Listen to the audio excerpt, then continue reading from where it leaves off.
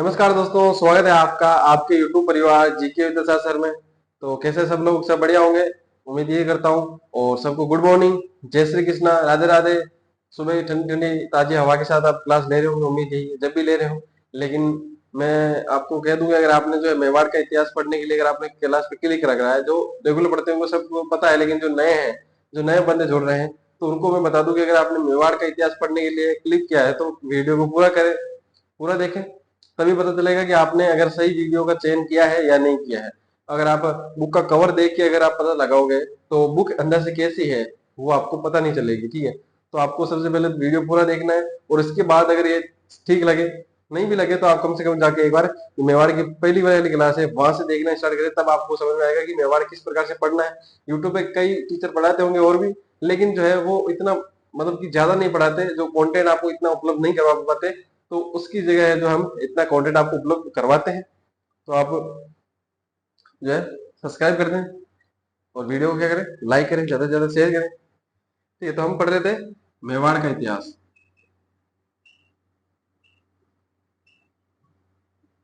मेवाड़ का इतिहास।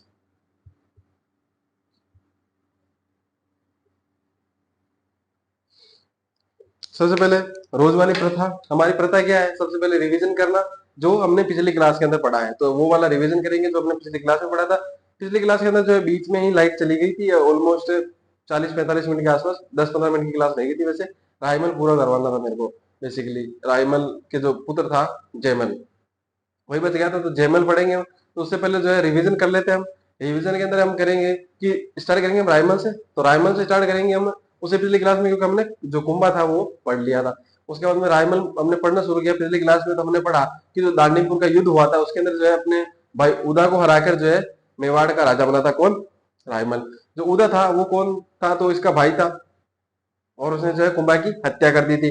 5 साल ये संघर्ष चला था, और 5 साल बाद जो है दाडिमपुर के युद्ध में इसको हराया रायमल ने, उदा को, और शासन संभाला। उसके बाद हमने बात की कि जो उदा है इस हार के बाद कहाँ चला गया, मालवा चला गया, और मालवा जाने के बाद जो है उसके ऊपर बिजली गिरने से उसकी मृत्यु हो गई।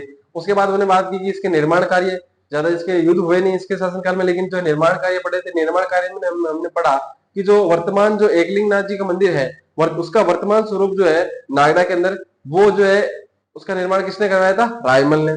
उसके बाद हमने बात की कि इसकी बहन थी कौन, रमाबाई। तो रमाबाई ने जो है रमा स्वामी मंदिर बनवाया था, कहाँ पे, जावर के अंदर, जहां से जो परगना जो है कुंभा ने दिया था किसको, रमाबाई को, और जहां से क्या निकलती है, चांदी निकलती थी।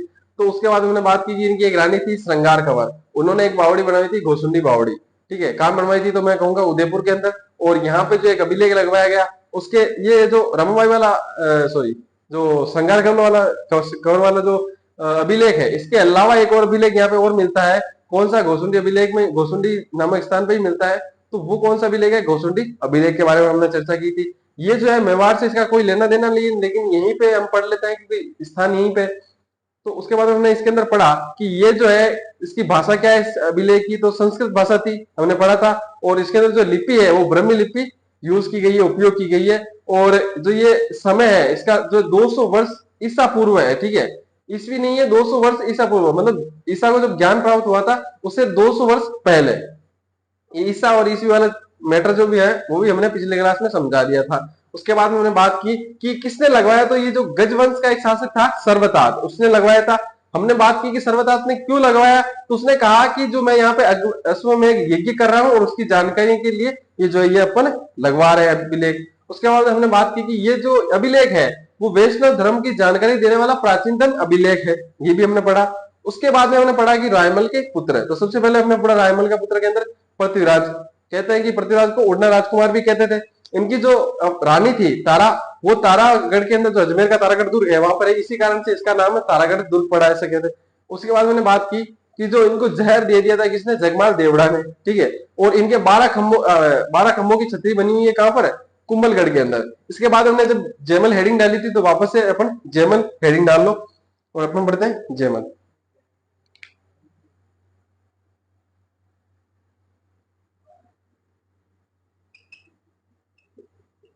क्या पढ़ते हैं, जयमल। स्टार्ट करें जयमल। तो जयमल जो है, अब देखो, अब मैं यहां से बात करता हूँ, जयमल की बात स्टार्ट करते हैं। तो एक अपने शासक था सुल्तान सोलंकी। कौन था? सुल्तान सोलंकी। कहाँ का? मैं कहूंगा टोंक का। टोंक।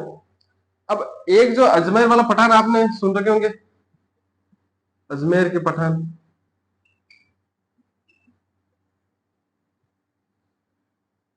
ये जो अजमेर के पठान थे, इन्होंने जो है इस सुल्तान सोलंकी से क्या छीन लिया था? इनका ये टोंक रियासत जो थी, ये इनसे छीन ली थी। और ये किसके पास चली गई थी? ये रियासत अजमेर के पठानों के पास। अब ये जो सुल्तान सोलंकी है, वो आया था किसके पास? जो जयमल है उसके पिताजी कौन? रायमल का शासन था उस समय। तो रायमल के पास आए कौन? सुल्तान सोलंकी किसके पास गए? रायमल के पास।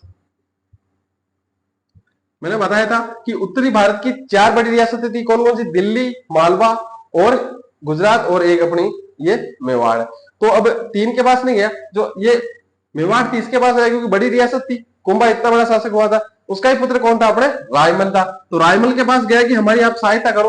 अब रायमल क्या है, रोज गोली देता कि आज करूंगा, कल ये है, आज ये काम हो गया, कल ये हो गया। तो इसको लगा भाई ये देखो ऐसा ऐसा तो काम होने वाला नहीं है। सुल्तान सोलंकी को लगा कि ऐसे तो काम होगा नहीं, ऐसे तो रायमल गोली देता है हर रोज। तो इसने क्या किया, एक स्वयंवर आयोजित किया, और उसके अंदर सब जो है राजा थे उसको इनविटेशन भेजा, निमंत्रण भेजा कि मैं अपनी पुत्री, इसकी एक बेटी थी तारा। क्या थी नाम? तारा इसकी बेटी का नाम था।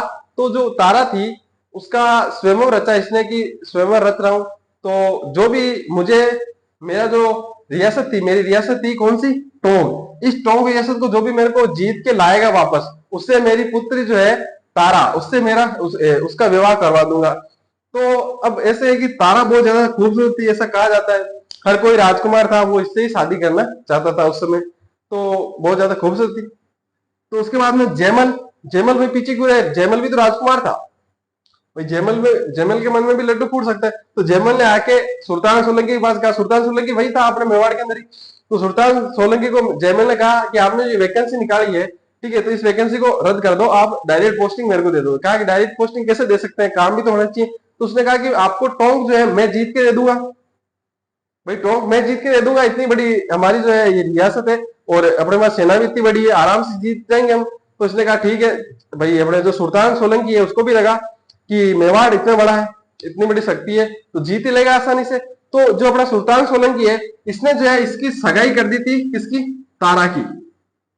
किसके साथ? जयमल के साथ। जयमल के साथ इसकी सगाई कर दी, और कहा जब आप टोंक जीत के आओगे तब आपकी शादी भी कर देंगे। ठीक है, तो इसको ठीक लगा भाई, ठीक है। अपने जयमल ने कहा ठीक है। अब रात को भाई साहब 8 बजे बाद में सब दोस्त बैठते हैं। तो उसके बाद में जयमल को किसी दोस्त ने कहा, देखो दोस्त जो ऐसे होते हैं ना कि किसी बात के लिए भड़काते हैं कि है कि नहीं है। तो इसके दोस्तों ने कहा कि तूने तारा को देखा है क्या? उसने कहा नहीं। कि वो खूबसूरत है, तुझे क्या पता? कि सब कहते हैं कि सब, तो क्या पता, सबने देखी थोड़ी है। उसने कहा कि अपने जो सुल्तान जी है वो भी कहते हैं कि खूबसूरत है। तो कहेंगे कि हर बेटी जो है अपने बाप के लिए तो खूबसूरत होती है, कैसी भी हो भाई, सुंदर तो होती है हर बाप के लिए अपनी बेटी। तो उसने कहा बात तो सही है। अब चढ़ा दिया भाई साहब को, ठीक है, 2-3 पैक भी लगवा दिए होंगे। तो उसके बाद जयमल कहाँ गया? अपने पास तारा के पास गया, और उसने कहा कि मेरे को जो है आड़ा खोलो, और मेरे को मिलना है किससे? तारा से।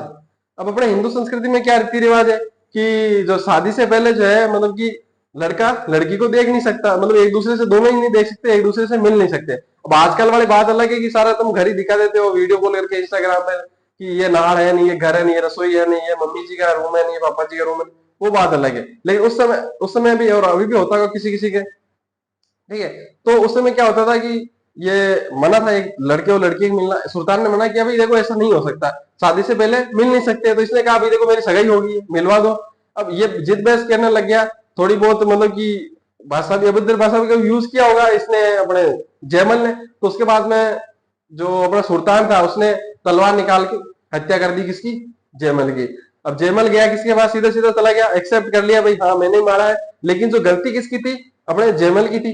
सुल्तान ने एक्सेप्ट कर लिया, स्वीकार कर लिया भी जयमल की हत्या की है, लेकिन उसने बदतमीजी की थी बेटी के बारे में। तो उसने अपने जो रायमल था उसने कहा भाई देखो हमारी बेटी होती तो अम्मी ऐसा ही करते, ठीक है, तो कुछ नहीं, कोई बात नहीं। और उसके बाद में जो है अब ये जो तारा है ना, ये तारा वही है जो पृथ्वीराज की पत्नी, पृथ्वीराज हमने पढ़ा इससे पहले उड़ना राजकुमार, तो उसके जो उसकी पत्नी थी ना तारा, वो तारा तारागढ़ में रही थी। तो इसने जो बाद में जो पृथ्वीराज है ना, उस पृथ्वीराज ने टोंक जीता, और टोंक जीत के जो ऐसे शादी किसी तारा से, और जो अजमेर था ना, वो टोंक तो जीता, तो जीता अजमेर से ना, अजमेर वाला पठानों को भी भगा दिया, और वहां पे जो घर था उसमें जो है तारा को छोड़ दिया कि तू यही रहे, अब तेरी वजह से भाई मेरे भाई की मृत्यु हुई है, तो तू यहीं रहे और यहीं रहे। तो उसके बाद वो जो आजीवन तारा जो है यहीं रही, और इस दुर्ग का नाम क्या पड़ गया, तारागढ़। ठीक है, तो यहाँ पे अब बात तो हो गई। उसने अब जो रायमल था, रायमल ने कहा ठीक है मार मार तो दिया, लेकिन अगर आप हिस्ट्री में लिखा हो ना, तो ऐसे तो बेइज्जती हो जाएगी कि लुगाई के चक्कर में मारा गया। तो आप ये लिख लेना, लिखवा देना कि सोलंकियों के खिलाफ लड़ता हुआ मारा गया। ठीक है, तो अपन भी यही लिखेंगे कि सोलंकियों के खिलाफ लड़ता हुआ मारा गया।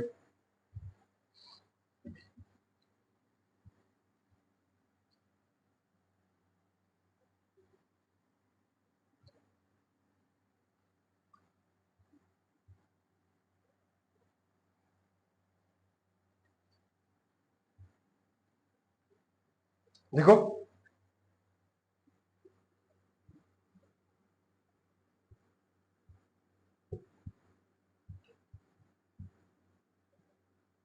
सोलंकियों के खिलाफ लड़ता हुआ मारा गया। अच्छा, अपन कितना कितना भी लंबा लिख सका, अपन बोर्ड मोटो आएगी एकदम तगड़ो। ठीक है, लिख लो, बस इतनी लाइन लिखनी है, इसके अंदर स्टोरी नहीं लिखनी है। ठीक है, अपने को स्टोरी सिर्फ याद रखने के लिए बस थी स्टोरी ये सच में, तो इसलिए मैंने बता दी।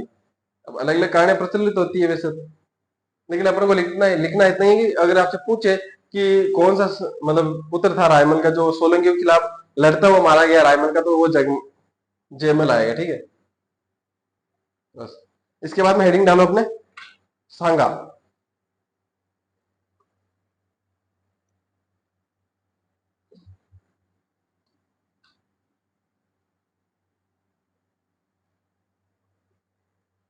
इसको थोड़ा ऊंचा लिख दूं।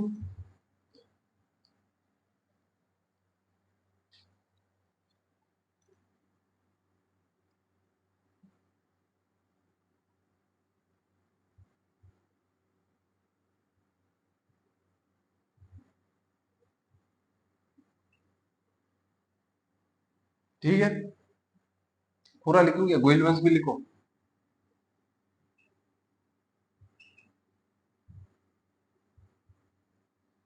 ठीक है, हेडिंग डालो सांगा। संग्राम सिंह भी कहते हैं इनको, लेकिन अपना सांगा ही लिखना है। देखो, राणा सांगा। राणा क्यों आ रहा है, पता है ना सबको।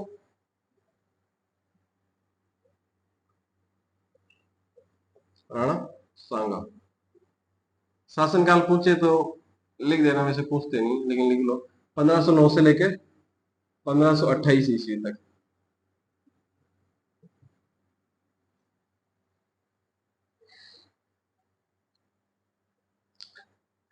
डाली हेडिंग, पेन कॉपी सब नीचे हेटे रख दो। अब मैंने बात की थी कि भाई तीन भाई थे, कौन कौन पढ़े अपन ने अब तक, तीन भाई कौन कौन से पढ़ चुके हैं अपन। एक तो पृथ्वी रायमल के तीन बेटे अपन पढ़ चुके हैं, मतलब तीसरा पढ़ रहे हैं। पहला तो हमने पृथ्वीराज उड़ना राजकुमार पढ़ा, और उसके बाद में हमने पढ़ा जयमल, और ये तीसरा पुत्र राणा सांगा।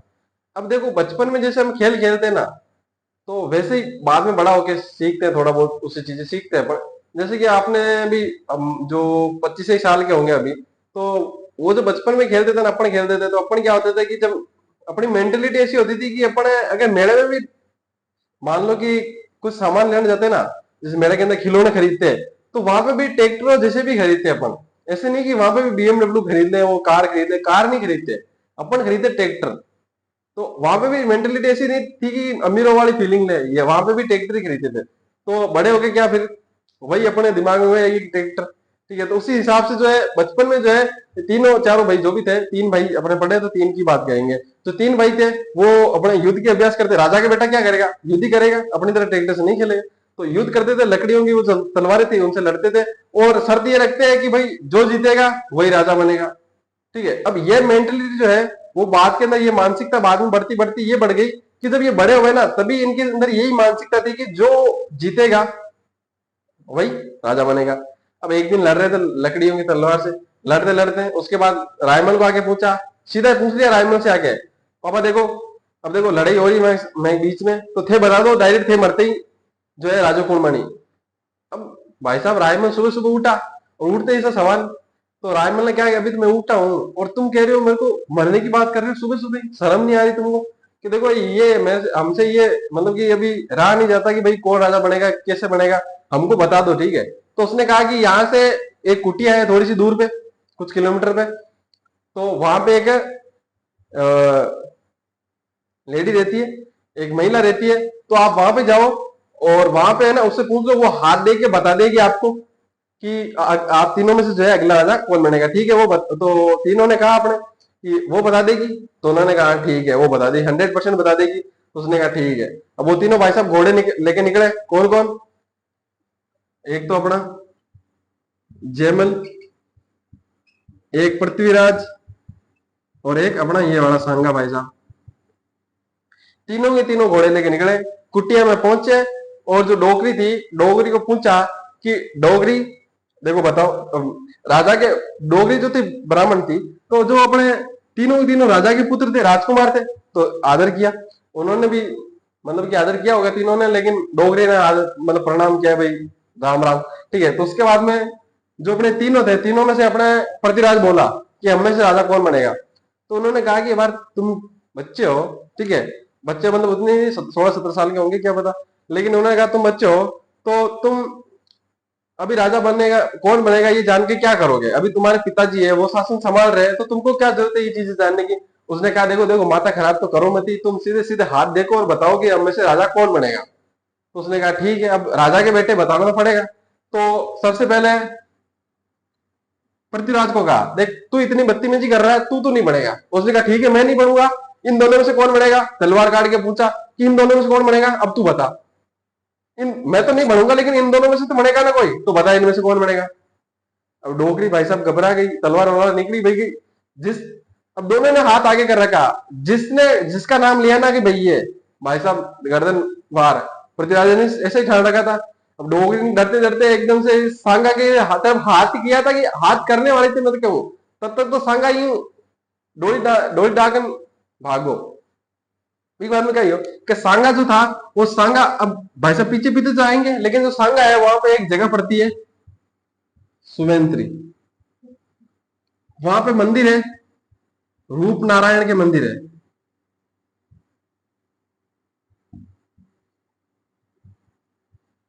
रूप नारायण के मंदिर, ये जगह कहां पड़ती है, तो ये जी जगह जो है भीलवाड़ा में पड़ती है। यहाँ पे आए और यहाँ पे जो इसने शरण ली थी। ठीक है, तो यहाँ पे जब अब भाई साहब ये दो तो थे नहीं, इनके साथ कुछ सैनिक भी होंगे। अब सैनिक जब ये जा रहे थे यहाँ पे शरण ली थी, तो इसके बाद में क्या हुआ कि यहाँ पे एक आदमी था, एक मोटियार खड़ा था। ठीक है, तो पहले आम बात थी, कोई कोई घायल आ जाता था। मैं कहता हूँ कि ये लड़ाई में जो है ना, कहता है कि सांगा के जो है शरीर पे 80 घाव थे, मैं कहूँ 50 ही तो इन दोनों भाइयों ने दे दिए होंगे घाव। एकदम सांगा एकदम पूरा घायल। हाई हेल्प की वहां पे कौन खड़ा था अपने, बीदा जेतम लोथ ये खड़ा था।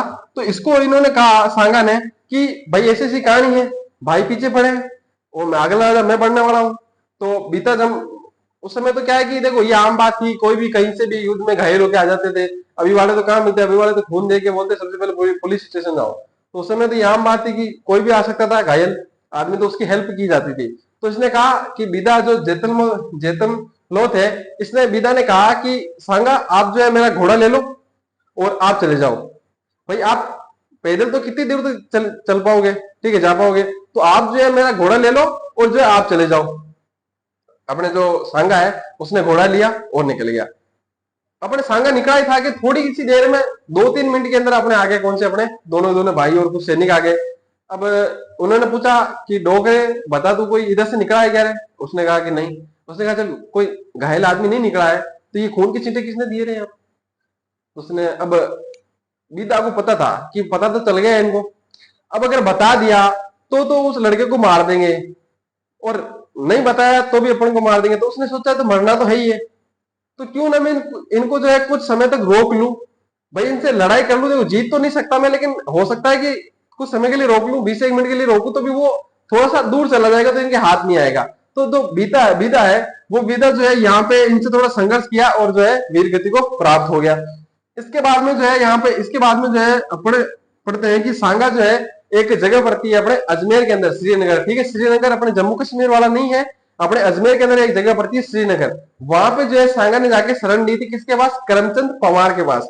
करमचंद पवार के पास शरण ली थी किसने? सांगा ने। ये बात ध्यान रखना थोड़ी सी, क्योंकि श्रीनगर अगर जहां पे नाम आता है तो आप सीधे पहुंच जाते हो जम्मू कश्मीर। तो जम्मू कश्मीर आपको नहीं पहुंचना है, आपको सिर्फ अजमेर में रहना। और अजमेर के अंदर कहाँ है? श्रीनगर, अजमेर। तो वहां पे जो है इसने शरण ली थी किसने? सांगा ने, करमचंद पवार के पास। यहां तक की बात क्लियर होगी? लिखे थोड़ा सा मैटर,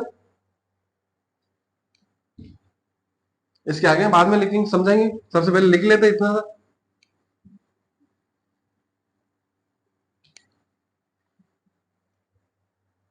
लिखो अपने भाइयों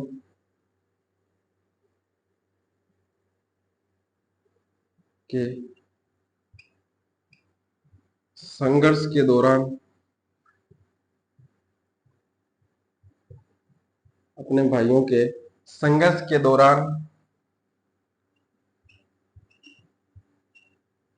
सुवंतरी के भूप नारायण मंदिर कहां पर है? तो ये भीलवाड़ा के अंदर है, ध्यान रखना, भीलवाड़ा में सुरंग। इसके बाद क्या हुआ बता दिया मैंने। इसके बाद भाई साहब बीदा वाली बात लिख लो। बीदा जेतम नो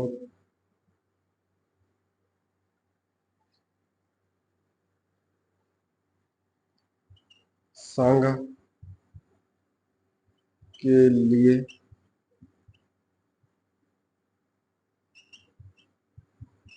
लड़ता हुआ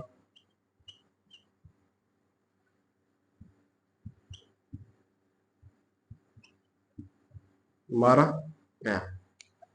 इसके बाद में लिखना आगे, सांगा ने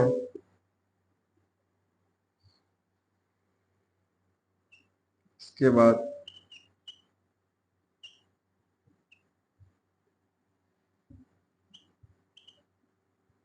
श्रीनगर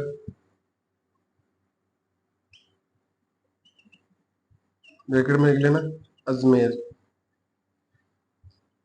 अजमेर में करमचंद पवार के पास शरण ली। साथ साथ में लिखना है अभी तो, ठीक है ना, ज्यादा टाइम नहीं मिलेगा लिखने का, ठीक है। सम थोड़ा सा मैटर ज्यादा आज पढ़ने के लिए, कल वाली जो क्लास थी पिछले वाली उसमें 20 मिनट का कुछ मैटर रह गया था, ठीक है, तो अपन को कवर भी करना है तो उस हिसाब से शरण ली थी। इसके बाद में क्या हुआ बाद में पढ़ते हैं, सबसे पहले यहाँ तक लिख लो।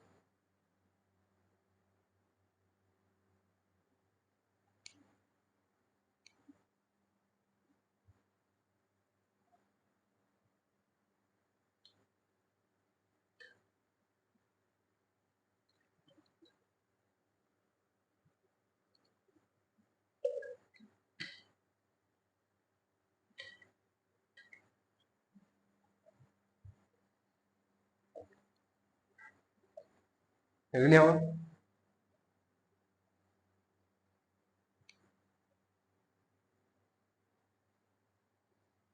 याद दीजिए, लिखनी साथ साथ में लिखना था। जगह बच्ची वैसे तो बड़ा बोर्ड है, लिखवा देता, लेकिन समझाने लायक भी छोटी सी एक चीज थी। अब देखो, अगर आपको ये हेल्प करते हो ना तो वो इंसान आपको याद रखेगा, या आपके अगर किसी ने हेल्प की है तो आप उसको याद रखते हो ना कुछ समय के लिए, या अगर बड़ी मदद कर रखी हो ऐसे समय में जबकि कुछ आपके अपनों ने ना की हो और किसी और ने कर दिया था तो वो और भी ज्यादा याद रहेगा। तो इसी प्रकार से करमचंद जो पवार है इसने सहायता की थी किसी की? सांगा की। अब सांगा को तो याद रहेगा कि भाई जब मेरा मुसीबत का समय था, जब मेरे को शरण चाहिए थी किसी की, तो करमचंद पवार ने मेरे को क्या दी थी, शरण। जब उसके बाद हमने पढ़ा कि जो पृथ्वीराज था उसको तो जेल दे दिया किसने, जगमाल देवड़ा ने। और जो रायमल था, सॉरी जो जयमल था, वो जयमल जो है किसके खिलाफ लड़ता हुआ मारा गया, सोलंकी के खिलाफ लड़ता हुआ मारा गया। अब जो अपना सांगा था उसने फोन किया रायमल को कि पापा अब तो मैं राजा बनूंगा। उसने कहा नहीं, आजा तू, अब तो तू ही बनेगा राजा, ठीक है आजा तू। तो उसके बाद आ गया भाई साहब सांगा, और सांगा ने राजा बना। तो राजा बनने के बाद सीधे ही जो राजा बनते ही जो करमचंद पवार था, इसको जागीर दी। कहाँ की, एक तो फूलिया, मांडल, परबस्तर और एक बनेड़ा। तो इसने कहा भाई देखो ये जागीर तो मैं क्या करूंगा, करमचंद पवार ने कहा। तो ठीक है, तो इसने कहा कि आप जो है 15 लाख एक इनके लिए जो है वार्षिक आय तय की, कितनी की थी वो, 15 लाख प्रति वर्ष, 15 लाख रुपए प्रति वर्ष। जो उस समय देख लो 15 लाख प्रति वर्ष जो रुपए इनके लिए एक आय जो है तय की गई थी। लिख लो यहाँ पे, सांगा ने राजा बनते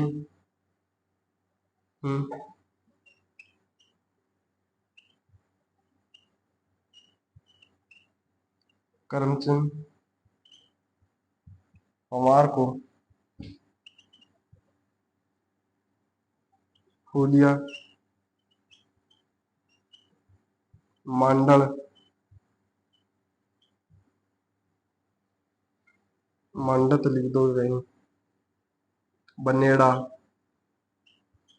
बनेड़ा नहीं है ठीक है, ये ध्यान रखना, चोरी स्पेशल बनेड़ा है, राजस्थान वाले बनेड़ा बनेड़ा करते हैं। और परबसर, परबसर की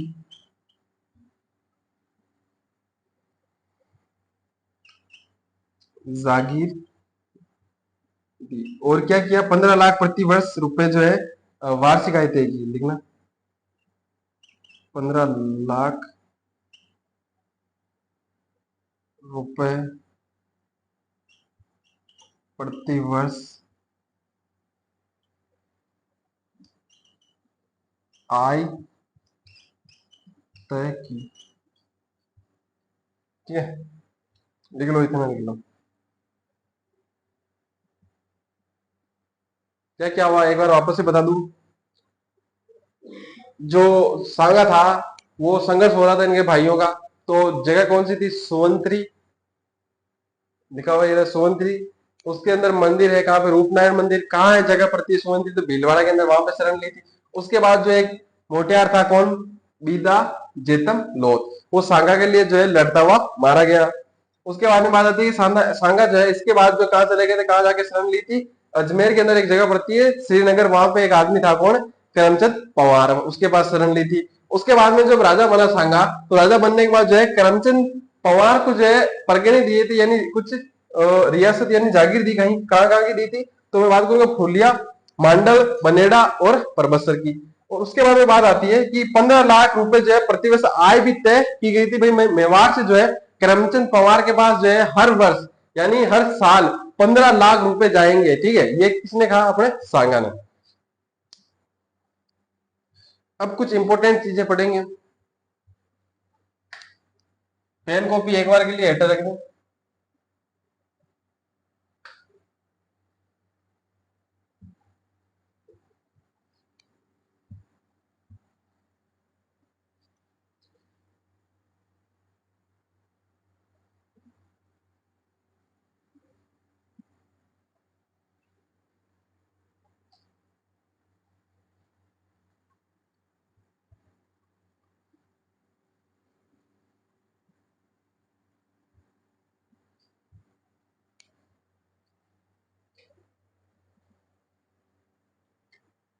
ठीक है, तो अब देखो, अब मैं कई बार कहता हूं, देखो बहुत बार सुना होगा आपने कि देखो जितनी हो सके शॉर्ट लिखने की कोशिश करो। मतलब कम जगह में ज्यादा लिखने की कोशिश करो। ज्यादा तो लिखो लेकिन कम कम लिखो, लेकिन ज्यादा, सॉरी, कम जगह के अंदर ज्यादा लिखो, ज्यादा लिखो लेकिन कम जगह के अंदर, या फिर शॉर्ट लिखने की कोशिश करो। जानकारी आप ज्यादा से ज्यादा प्राप्त करने की कोशिश करो, लेकिन उनको लिखने का तरीका शॉर्ट रखो, ताकि आपको जो है चीजें जल्दी से जल्दी याद रहे। एक तो मैं कहूँ आपको 10 लाइनों को पैराग्राफ, और एक 12 लाइनों को अगर सारणी भी होगी, या डायग्राम टाइप होगा कुछ, तो वो आपको जल्दी याद होगा। तो उसी प्रकार से जो सांगा की जीवन की कुछ चीजें हैं वो हम एक डायग्राम के माध्यम से पढ़ेंगे, या मैं कहता हूं एक सारणी के माध्यम से पढ़ेंगे। सांगा लिख लेना, लिखना चाहो तो लिखूं मैं, जरूरत होगी क्या? फिर भी ठीक है, लिख लेते हैं एक बार के लिए। तो सांगा, अब देखो मैंने बात की थी कि हर बार बात करता है तो मैं उत्तरी भारत की 4 बड़ी रियासतें, उत्तरी भारत की 4 बड़ी रियासतें कौन कौन सी थी? एक तो मेवाड़, तो मेवाड़ से तो अपना सांगा आ गया। इसके अलावा 3 और रियासतें बच जाती है, कौन कौन सी? एक तो अपने दिल्ली, मालवा, गुजरात, तीनों की बात करते हैं। दिल्ली, मालवा और गुजरात,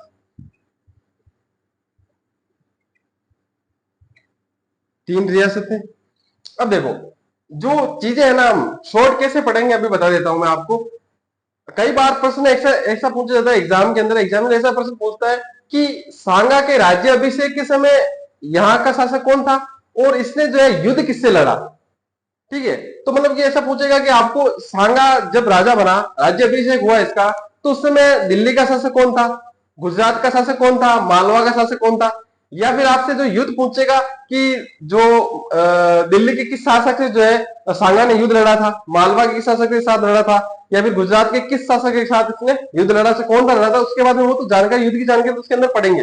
लेकिन ऐसा डायरेक्ट प्रश्न भी आपसे पूछा जा सकता है। तो सबसे पहले हम लिखेंगे यहाँ पे कि इसके राज्य अभिषेक के समय कौन कौन से शासक थे।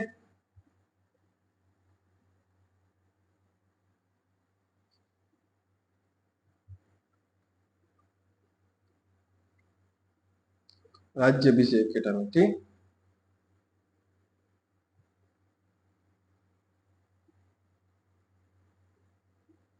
चल नहीं रहा था, बस एक मिनट है।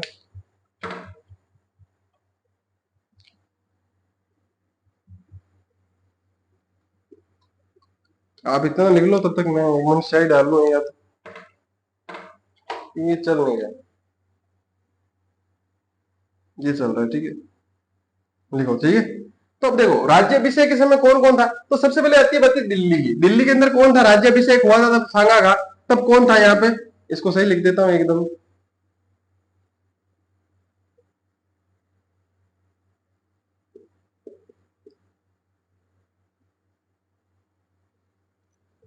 दिल्ली यहाँ लिख लो,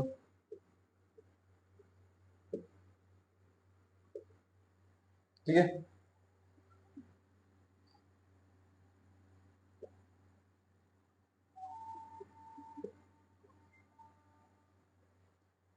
अब देखो दिल्ली का शासक कौन था, तो सिकंदर लोधी था उस समय। कौन था?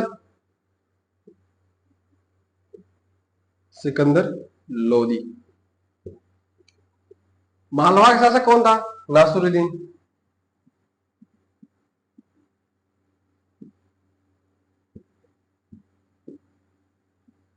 और यहाँ का कौन था?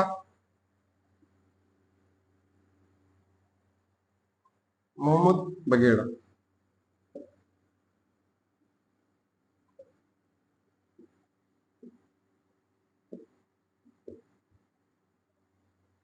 ये तो हो गए इनके राज्य अभिषेक के समय शासक, किस किस के? दिल्ली, मालवा और गुजरात के। अब युद्ध किससे किससे लड़े, तो मैं कहूंगा कि तीनों के साथ साथ लिख सकते हैं, फिर उसके बाद में युद्ध जो होंगे वो पढ़ लेंगे। युद्ध को थोड़ा ऊपर लिखता हूं।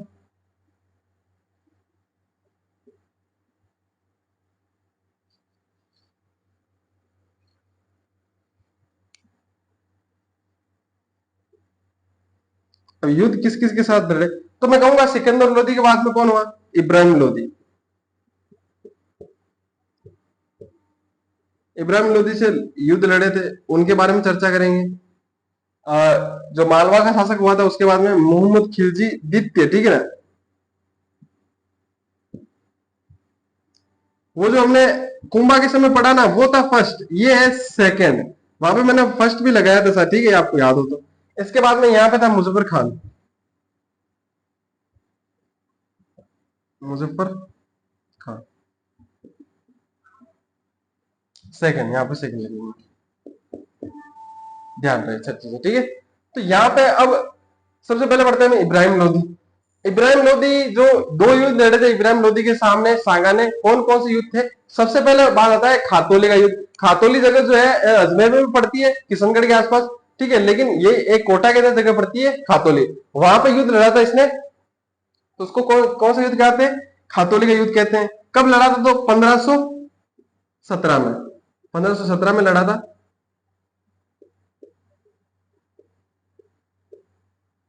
खातोली लिख लेना, खातोली कोटा युद्ध।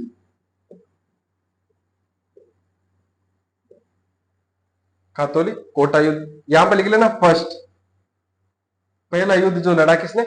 इब्राहिम लोदी ने लड़ा। इब्राहिम लोदी वर्सेस, लिखो, लिख लेता हूं, एक मिनट रुको। इब्राहिम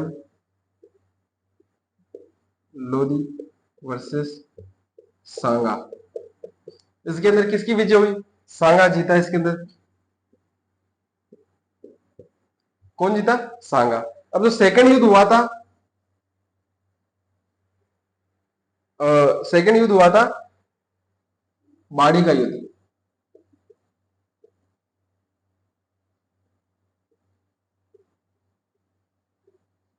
बाड़ी का युद्ध, ठीक है, बाड़ी का युद्ध लिख लेना। 18 में हुआ था, 1518 में।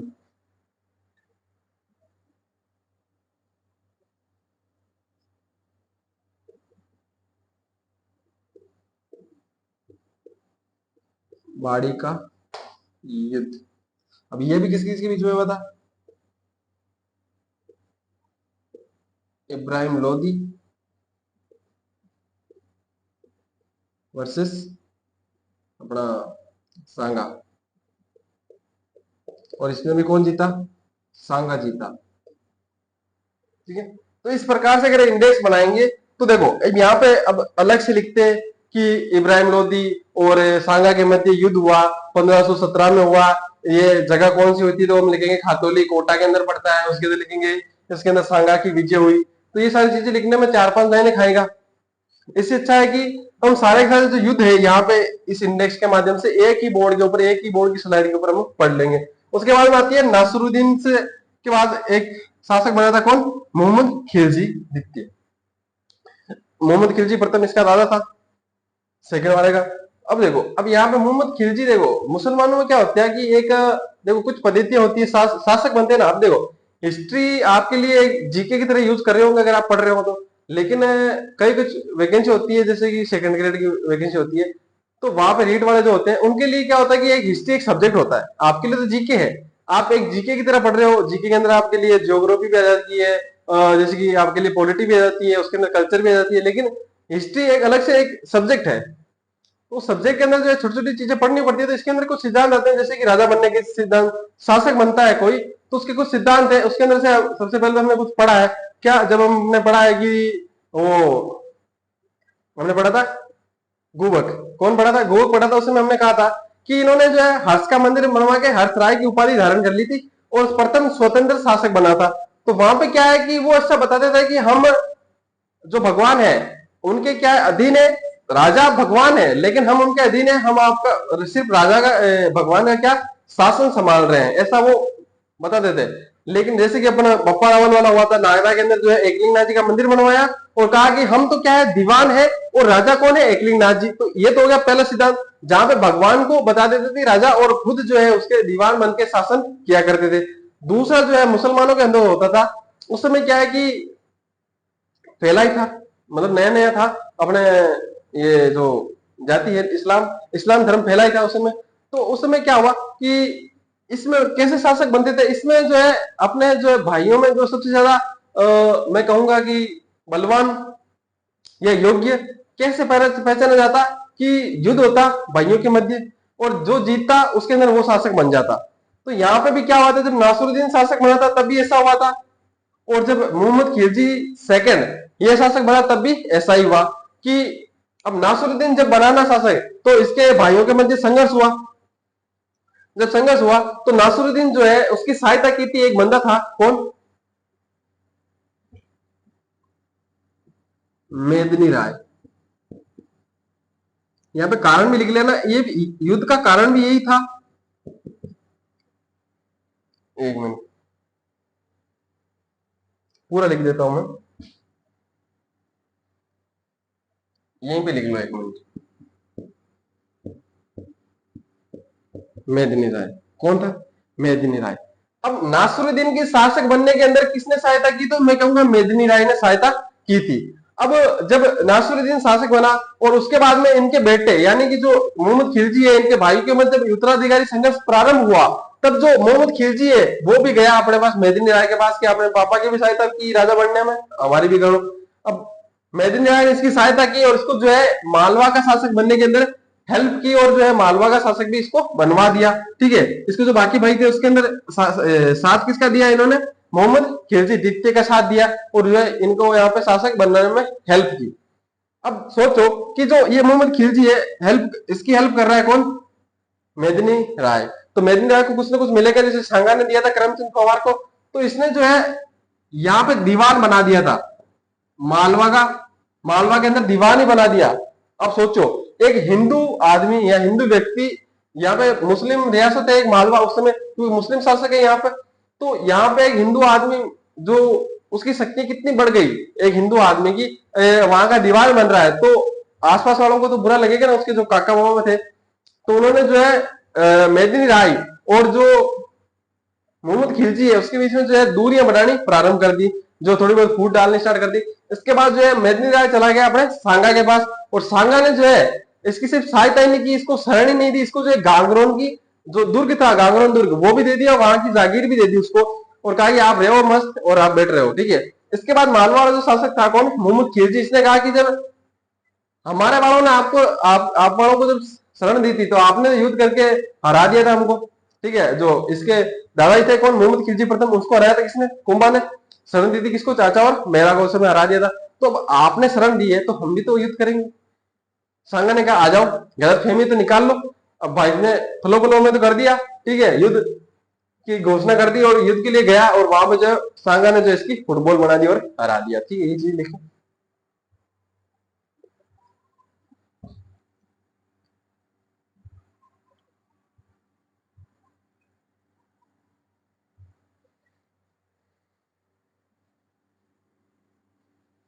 लिखना, सबसे पहले तो वो सन लिख लो आप।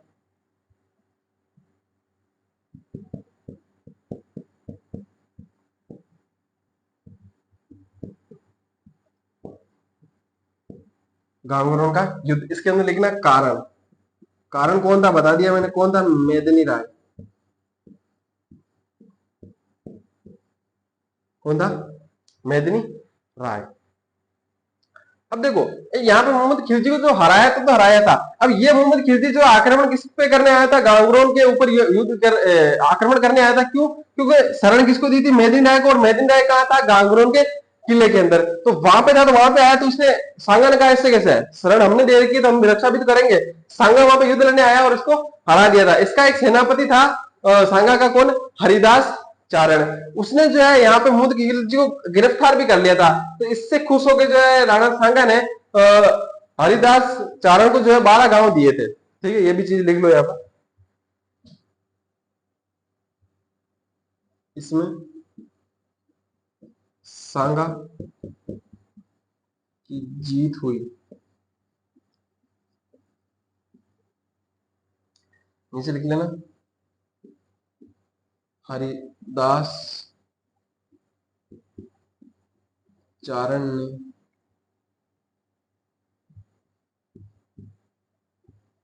मोहम्मद खिलजी सेकंड को गिरफ्तार कर लिया था।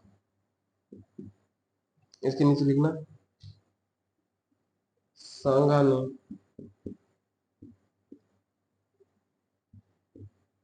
हरिदास को 12 गांव दिए। दिख जाएगा मेरे हिसाब से यहां तक, तो इससे नीचे नहीं दिखेगा आई थिंक। ठीक है, अब बात आ जाती है लास्ट में बच जाता है गुजरात। दो बड़ी रियासतें सलट चुकी है, उसके बाद लास्ट में बच जाता है गुजरात। मोहम्मद खेल बखेड़ा के बाद कौन आता है? मुजफ्फर खां। अब देखो एक जगह पड़ती है ईडर। कौन सी? ईडर।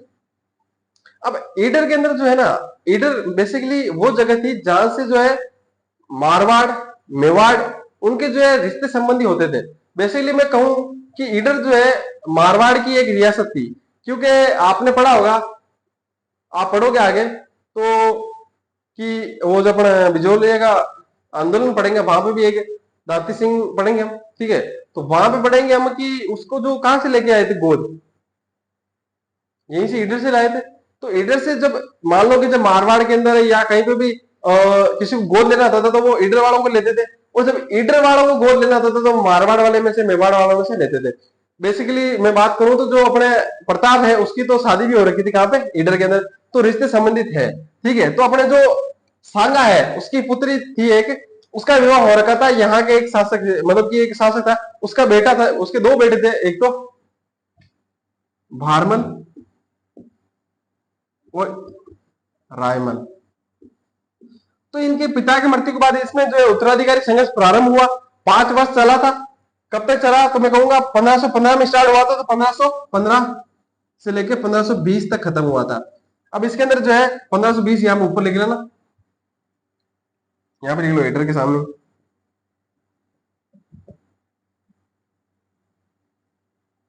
1520।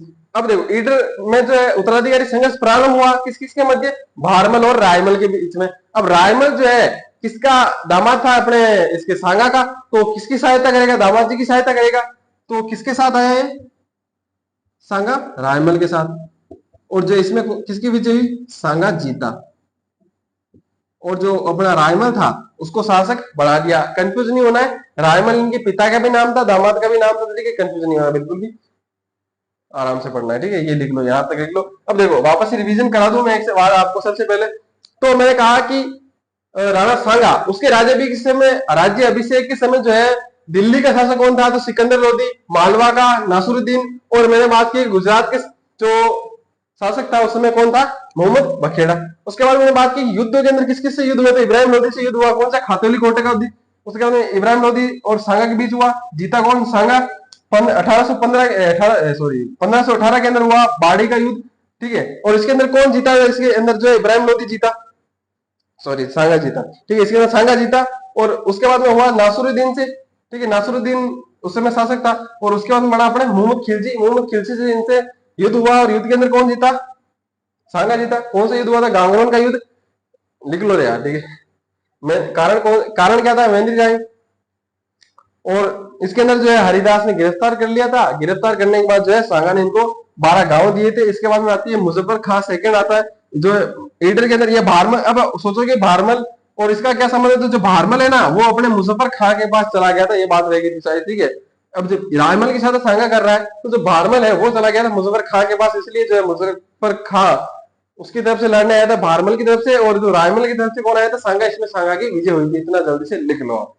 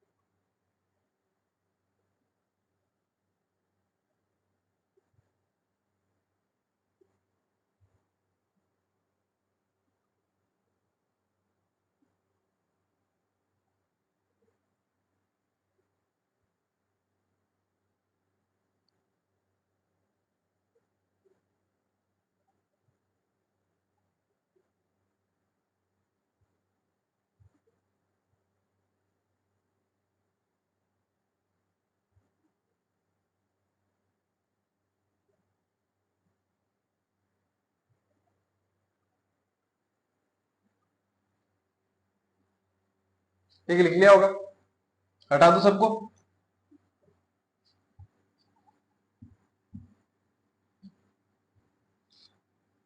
अब आपने एक नाम सुना होगा, सबने सुन रखा है, तैमूर। एकदम घटिया राजा, नीच आदमी हुआ भाई साहब। मतलब कि अपनी तलवार के दम पे उसने बहुत सारी जगह जीती, मैं कहता हूं आधी दुनिया जीत रखी थी उसने। अब जब उसके मरने का टाइम आया ना, तो उसने एक घोषणा की। क्या कहा उसने? उसने कहा कि जो मेरे सारे के सारे बेटा होंगे ना, जितने भी बेटे होंगे, वो सब राजा बनेंगे। क्या कहा? कि मेरे जितने भी बेटे होंगे, वो सब राजा बनेंगे। आधी दुनिया जीत रही, भाई साहब, कमी भी कहा थी, बना भी सकते थे। तो मेरे को यहाँ पे तैमूर,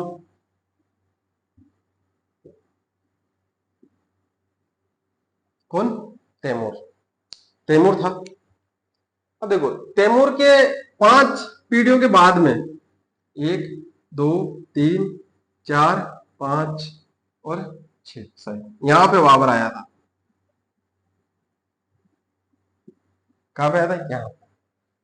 अब उसने कहा मेरे जितने भी वंशज होंगे, मेरे जितने भी बेटे हैं, वो राजा बनेंगे। अब इसके बाद में जो ये पद्धति आगे चलती रही, तैमूर के बेटों के बेटे सारे जो है राजा बनते रहे। तो मैं कहूं कि इसके कितनी रानी रहोगी? ज्यादा से ज्यादा 12 रानी रही होगी, मान लो। भाई प्रताप के 13 थी, ये इससे बड़ा नाजोगा तो था ही नहीं तैमूर। सॉरी, जो तैमूर है, वो इतना बड़ा नाजोगा तो था किससे?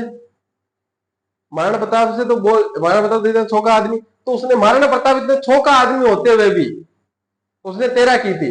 अब भाई साहब, ये ऐसा आदमी इतना 12 शादी थोड़ी करेगा। फिर भी हम 12 मान लेते हैं, ठीक है, एक बार के लिए हम 12 मान लेते हैं। तो 12 मान लू तो मैं कहूँ कि उस समय एक के 5 टावर मान लू। अपने जो दादियां होती है ना, तो दादी के भी 5-6 तो होते हैं। तो उस समय तो सोच लो, प्लेइंग 11 निकलती थी डायरेक्ट। मैं 5 भी मानू तो 12, 5, 60। अब इन 60 के भले मैं 2-2 मान लू। भाई इन 60 ने 2-2 किए होंगे, 5-5 न मान लू, मैं एक बार के लिए 2-2 भी मान लू। ठीक है, 2 मान लू तो 60 से 120, 120 कितने हो गए? 240, 240 कितने हो गए? 480, 920। यहीं पे आया था बाबर, 920 के आसपास।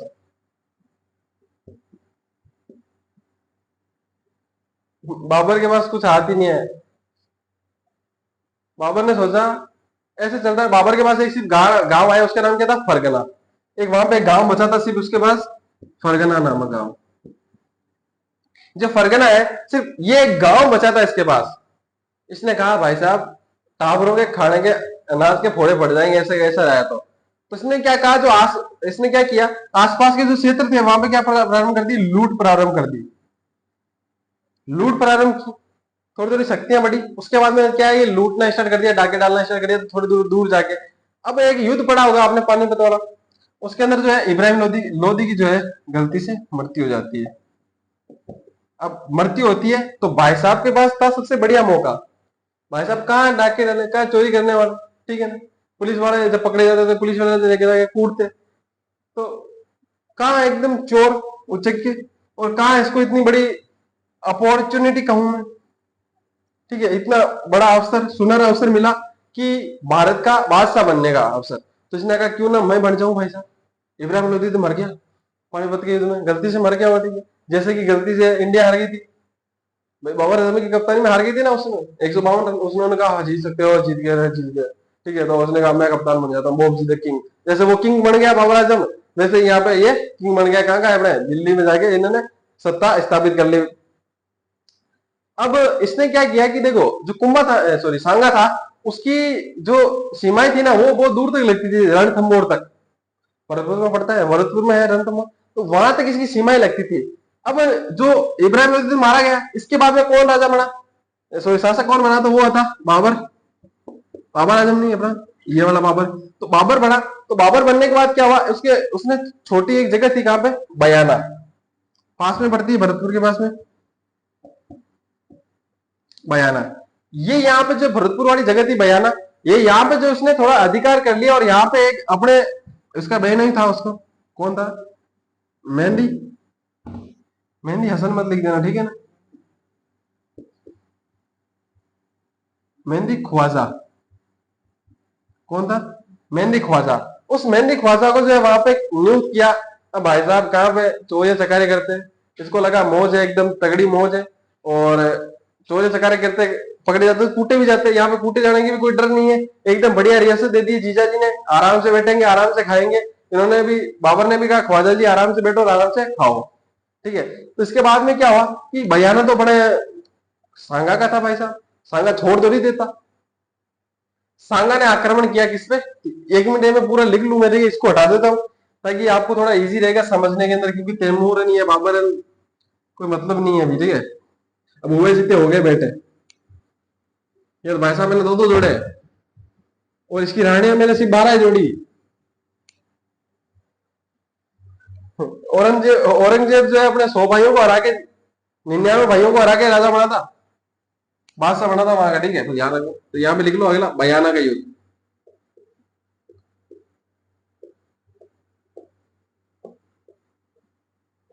बयाना का युद्ध कब हुआ, वैलेंटाइन डे के 2 दिन बाद में, 16 फरवरी 1527, ठीक है। किस किस के मध्य हुआ, तो मैं कहूंगा सांगा वर्सेस अपना बाबर आजम, सॉरी बाबर, ठीक है।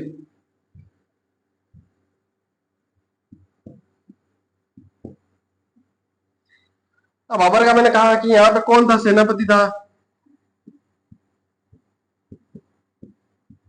सेनापति कह लू मैं, यहाँ पे कौन था, मेहंदी ख्वाजा, मेहंदी ख्वाजा था। तो मेहंदी ख्वाजा की मौज थी भाई साहब, कहाँ चोरी चकारे करते, एड़ी तगड़ी मौज, कहाँ जिंदगी में लिखी हुई थी भाई साहब, एकदम तगड़े। अब जब सूचना मिली कि पापा आ रहे हैं उधर से, संग आ रहा है, तो उसने पूछा आसपास कैसा है, कि कैसा है तो कैसा है, एक तो हाथ नहीं है भाई साहब के, एक आंख नहीं है, अस्सी तो उसके ऊपर शरीर के ऊपर घाव है। उसने कहा ऐसे ऐसी क्या बात कर रहे हो यार, डरा रहे हो तुम क्या, डराने की बात नहीं है। उसने कहा तो क्या हुआ, तो वो भी तो डरता होगा युद्ध में, तो वो भी डरता होगा। उसने कहा डरने वाने की कोई बात नहीं है। तो उसने कहा क्यों, शरीर भर तो उसके भी है ना। उसने कहा बताया तो सही मैंने भाई साहब, उसके 80 घाव है, एक आंख नहीं है, एक हाथ नहीं है। सोचो उसके तो कोई नहीं है, 80 घाव है, एक और लग गया भाई साहब, 80 घाव है, 81 हो गए। तूने 5 मार दिए घाव, पर पीछे से हो गए उसके, और शतक भी कर दिया तुमने, 100 भी कर दिए, तो भी उसके कोई फर्क नहीं पड़ने वाला। भाई साहब तुम्हारे एक कान ले जावे, और एक तुम्हारी मान लो एक आंख ले जावे, तुम्हारे तो फोड़े पड़ जाएंगे फिर, तुम्हारे तो एक आंगड़ी काट के ले जावे, तुम्हारा काम तो तमाम। भाई साहब ये डर गया, खतरनाक। इसने फोन टिकाया किसको, अपने बाबर को, कि मैं तो जा रहा हूँ अपना बोरिया बिस्तर बांध के, तुम्हारा देख लो। तो उसने कहा क्यों, क्योंकि वो आ रहा है, किसने कौन आ रहा है, इसने कहा कि संग आ रहा है। तो उसने कहा तू, तेरी सहायता के लिए एक और आदमी भेजता हूँ, तो इसने भेजा, एक और भेजा था, वो था मिर्जा, सॉरी सुल्तान मिर्जा, सुल्तान मिर्जा, किसको भेजा, सुल्तान मिर्जा को।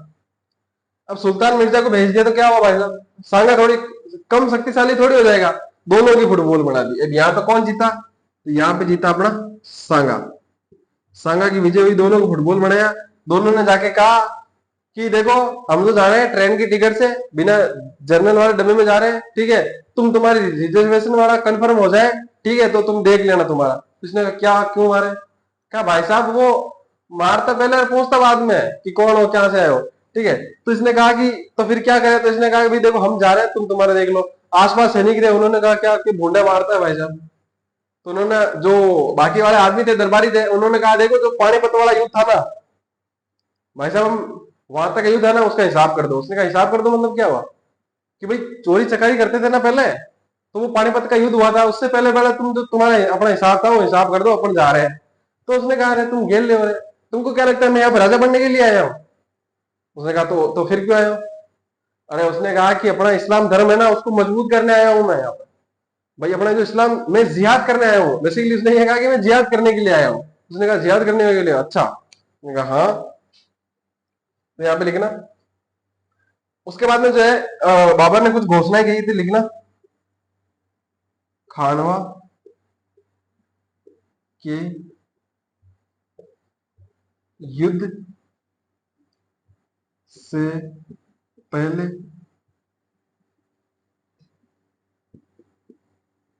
बाबर ने कुछ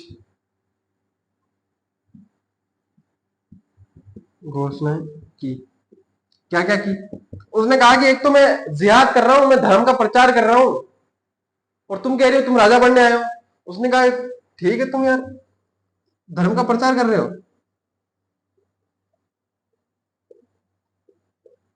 उसने कहा मैं जिहाद कर रहा हूं। इंडिया से बेस्ट लोकेशन कहाँ मिलेगी आपको? भाई हिंदुस्तान है, इतना समृद्ध है, यहाँ पे सब कुछ है, चीजें हैं, ठीक है, आपको लूट मचाने की जरूरत नहीं है, आप आराम से शासन कर सकते हो यहाँ पे, ठीक है, और अपना इस्लाम में मजबूत हो जाएगा। उसने कहा ठीक है। तो उसने कहा तू सच्चा मुसलमान है? उसने कहा हाँ। तो उसने कहा कि सच्चा मुसलमान दो टाइम जो भी जितनी टाइम भी नमाज पढ़ता है, ठीक है, 12 टाइम कुछ होती है ऐसी। तो उसने कहा तो उसमें क्या बात है, मैं तो 100 बार याद करता हूँ अल्लाह को। ठीक है, उसने कहा कब? तो उसने कहा जब जब मेरे को सांगा के नाम सांगा याद आता है, तब तब मैं लेता हूँ उसका नाम, या अल्लाह। ठीक है, तो उसने बाद में कहा कि अच्छा तू सच्चा मुसलमान है? उसने कहा हाँ। क्या तू 6 बजे के बाद तू ठेकों में ढूंढने से नहीं मिलता भाई साहब? कहीं कहीं नाली में कहाँ पड़ रहा था, हमको क्या पता। तो उसने कहा कि अच्छा तो सच्चा मुसलमान शराब नहीं पीता? उसने कहा नहीं, शराब नहीं पीता। उसने कहा छोटू जितनी बोतलें हैं ना बाहर, वैसे थोड़ा सा कान में फुसफुसा कहते कह दिया कि थोड़े दो एक नाल में रख दीजिए। ठीक है, तो उसने जो है शराब बंद कर दी, शराब बंद। उसमें कहा कि उसके बाद में इन्होंने कहा, दरबारियों ने कहा कि भाई साहब आप अपने आप को सच्चा मुसलमान मानते हो? उसने कहा हाँ मानता हूँ। अब तो देख लो शराब भी बंद करा दी मैंने तो। उसने कहा कि जो आप तो टैक्स लेते हो, जो व्यापारी है उनसे टैक्स लेते हो, अब जो इस्लाम धर्म है उसमें कर लेना या सूद लेना जो है हराम माना जाता है। तो वहां पे उसने कहा कि आप तो जो है, अब मैं बता देता हूँ, अगर आपका कोई मुसलमान अगर दोस्त हो, मुस्लिम दोस्त हो, तो अगर वो सच्चा मुसलमान, मतलब आजकल तो क्या है, हिंदू सारे मुसलमान दिखावे के लिए सच्चे होते हैं, बाकी तो मन के अंदर वही वही बगल में छुरी मुंह में राम वो वाली बात है। तो अगर कोई हो, तो अगर वो सच्चा मुसलमान होगा तो आपसे कभी भी आप उससे पैसा लोगे ना, जरूरत पड़ेगी तो वो आपसे टैक्स नहीं लेगा, मतलब कि आपसे टैक्स मतलब कर नहीं लेगा, वो क्या बोलते हैं उसको, ब्याज नहीं लेगा। ठीक है, तो वो ब्याज नहीं लेगा। तो उसी प्रकार से इसने कहा ये ब्याज नहीं लेते भाई साहब। तो उसने कहा ठीक है बंद कर दो फिर। कहा कौन सा कर लेता हूं मैं, पहले चालू था वही हमने कंटिन्यू कर रखा था। उसने कहा अभी बंद करो। उसने कहा ठीक है बंद कर दिया। तो इसने जो तमगा कर था वो बंद कर दिया, तमगा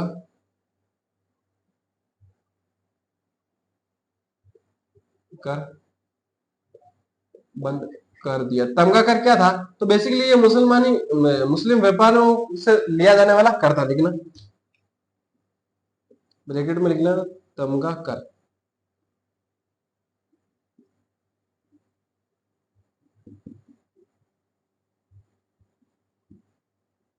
मुस्लिम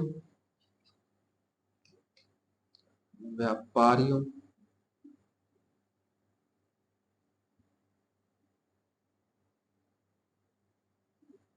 द्वारा लिया जाने वाला कर। नीचे थोड़ा लिखा नहीं जा रहा, कोई दिक्कत नहीं, दिख जाएगा आपको, बस इतना से लिखना है। इसके बाद में अपना पाती पर्वन नामक ग्रुप देखते हैं, उसको भी लिख के जाएंगे, समझेंगे बाद में शायद।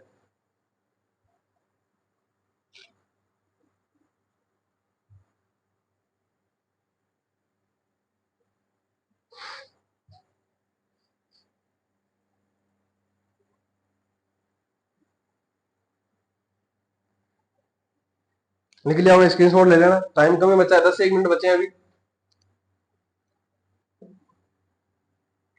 है नहीं, लो पाती पर्वन।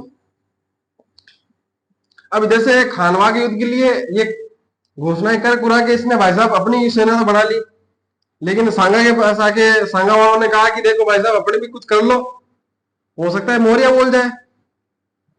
भाई साहब हड़के में तो नहीं ले सकते ना, चाहे खेल बांग्लादेशी टेस्ट सीरीज है, लेकिन हो सकता है ना कुछ भी। उसने कहा ठीक है। तो उसने एक ग्रुप बनाया पाती पर्वन, व्हाट्सएप ग्रुप, और व्हाट्सएप ग्रुप में सबको आमंत्रण भेजा भाई कि जितने भी राजा है ना, भाई साहब मैटर हो गया, अपन नहीं करते जैसे कि भाई मैटर हो गया आजा, तो वो आ जाते हैं बंदे लेके, ठीक है बंदे लेके आए, वैसे वैसे कहा बंदे लेके आओ भाई साहब। तो जो विभिन्न राजा थे अपने राजस्थान के, वो यहाँ पे आए थे पाती पर्वन में। तो लिखेंगे हम, हेडिंग डालो, सांगा द्वारा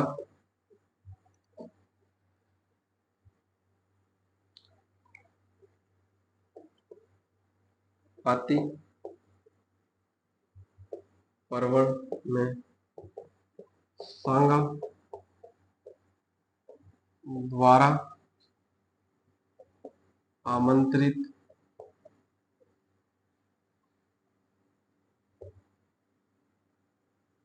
राजा, जो जो आए थे, जिन्होंने जिन्होंने थम्स अप किया था कि हाँ ठीक आ जाएंगे। ओके सर, आ जाएंगे, बिल्कुल आएंगे। सबसे पहले कौन आया था? तो नंबर 1 लिखो। आमेर से आया था पृथ्वीराज।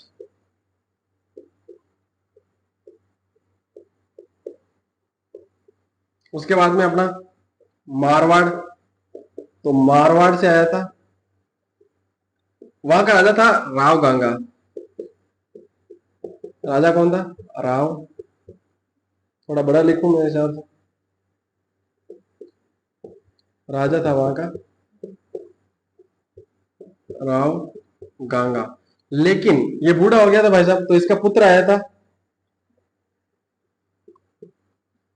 युद्ध लड़ने के लिए कौन आया था? इसका पुत्र कौन? महालदेव आया था। पास में जगह पड़ती है बीकानेर, वहां से भी आएगा कोई ना कोई। यहाँ पे भी राजा था जेत सिंह, राव जेत सिंह, लेकिन ये भी नहीं आया था, इसके पुत्र आया था, नाम था कल्याणमल। इसके बाद में मारवाड़ की एक रियासत है, थी मतलब मेड़ था, वहां से आया था वीरमदेव।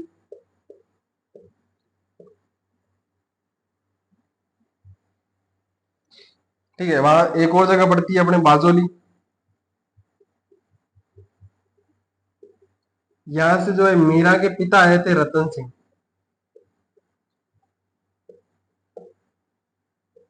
लिख लेना, ब्रैकेट में लिखना चाहो तो मीरा के पिता। ठीक है, इसके बाद में देखो, अब युद्ध हो रहा है, तो सलूम्बर का शासक तो जरूरी है। भाई साहब वचन दे रहे थे, विशेष अधिकार थे चुंडावतों को कि सलूम्बर का शासक जो अरावल होगा उसकी जिम्मेदारी होगी सलूम्बर वाले को। तो यहाँ पर लिखो सलूम्बर से कौन आया था? सलूम्बर से आया था अपने, पहले सलूम्बर लिखो, सलूम्बर, और सलूम्बर से आया था रतन रतन सिंह चुंडावत।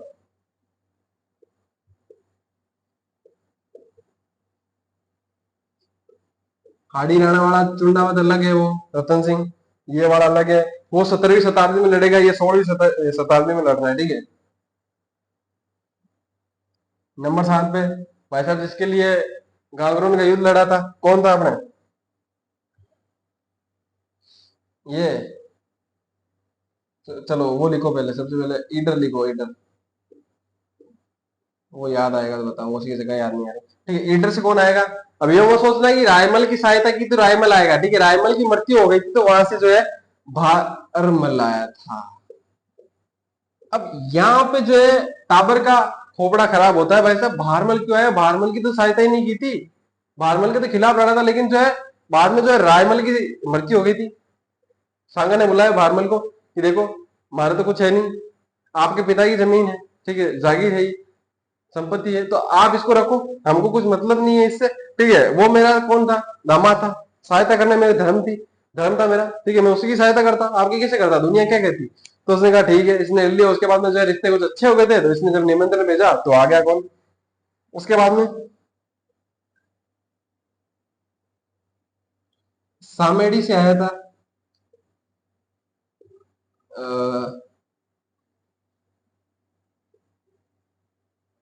झाला अज्जा।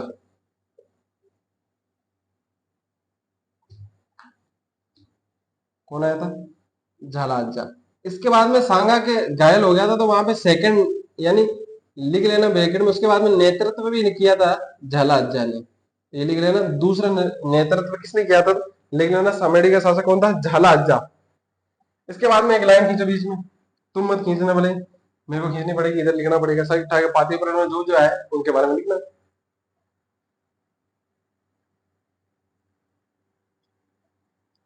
छोकी कौन लाग रही है? पाचियों की।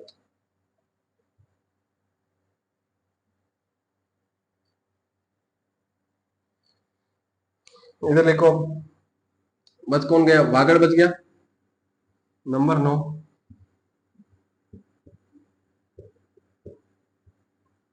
वागड़ से आया था उदय सिंह।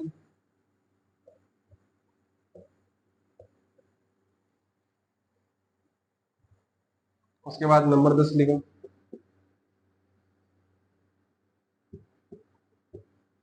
देवलिया। देवलिया से आया था अपना बाघ सिंह।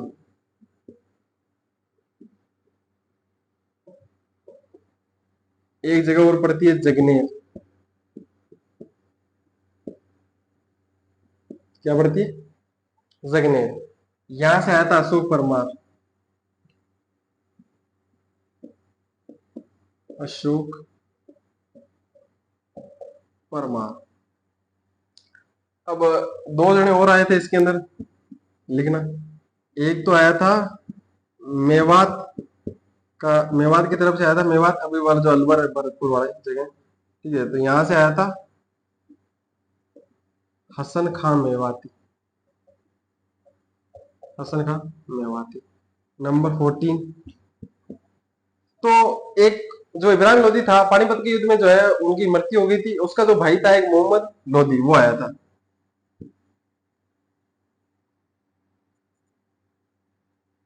महमूद लोधी किसका भाई था? तो इब्राहिम लोधी का भाई लिखना है। इसीलिए जो दोनों हैं ये अफगान सेनापति थे। अफगान सेनापति।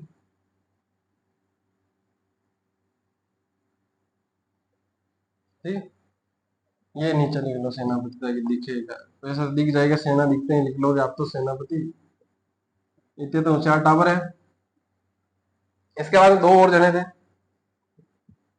नंबर 15 पे था नागौर का खानजादे मुसलमान।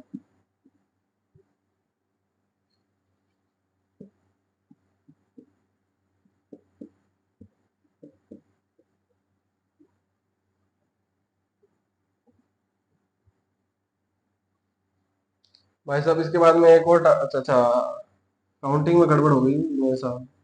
ये 12 है, ये 13वां बंदा है, 14। नंबर 15।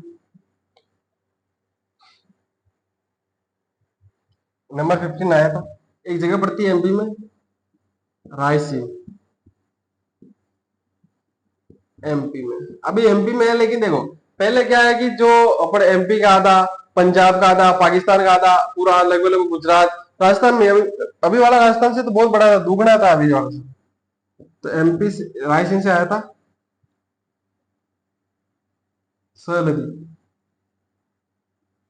सरहदी तवार। कौन था सरहदी तवार? अब इन दोनों ने जो है ना, इन दोनों ने धोखा किया था। ये जो बाद में जो है बाबर की तरफ चले गए थे, ठीक है। तो लिख लो ये जो जो जो लोग आए थे, ठीक है, जिन्होंने थम्स अप किया था, लिख लो। एक आधा और रह गया होगा यार, कोई दिक्कत नहीं, याद आएगा तो लिखवा दूंगा।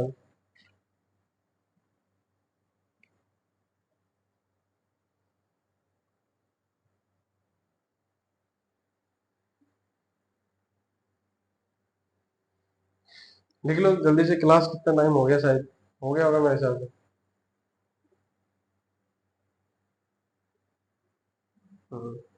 टाइम तो हो गया, शायद एक दिन और बचा हुआ है। अरे हाँ देखो, अब मैंने आपको एक चीज पढ़ाई थी शायद, ठीक है, वो वही भूल गया मैं, तो मेन जो चीज थी कि मैं हमने शिरोई के अंदर पढ़ा था, क्या पढ़ा था? उड़ना अखिराज। उड़ना अखिराज पढ़ा था, हमने पढ़ा था कि जो खानवा के युद्ध में जो है सांगा की मदद की थी, तो वो भी यहाँ लिखना है, क्योंकि सांगा की मदद की थी।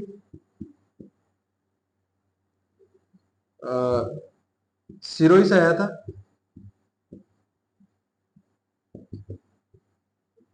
उड़ना अखिराज।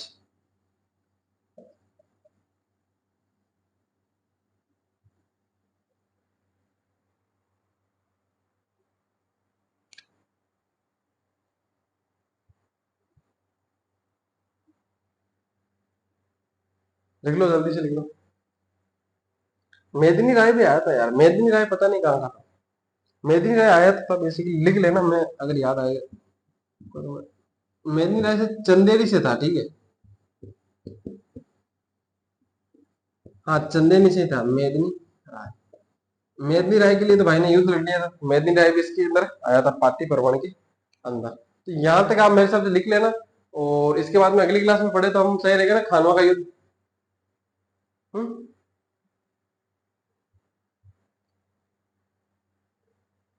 लिख लो एक बार।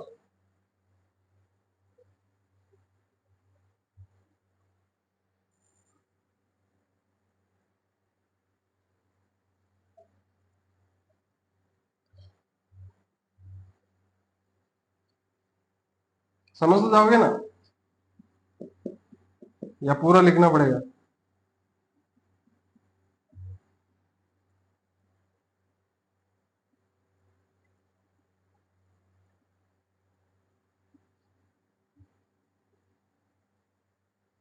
लिख लेना, स्क्रीनशॉट ले लेना, लिख लेना।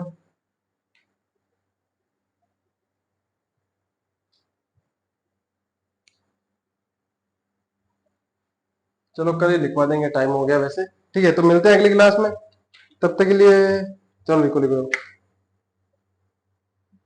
ठीक है, तो मिलते हैं अगली क्लास में, तब तक के लिए take care, bye, thank you, धन्यवाद।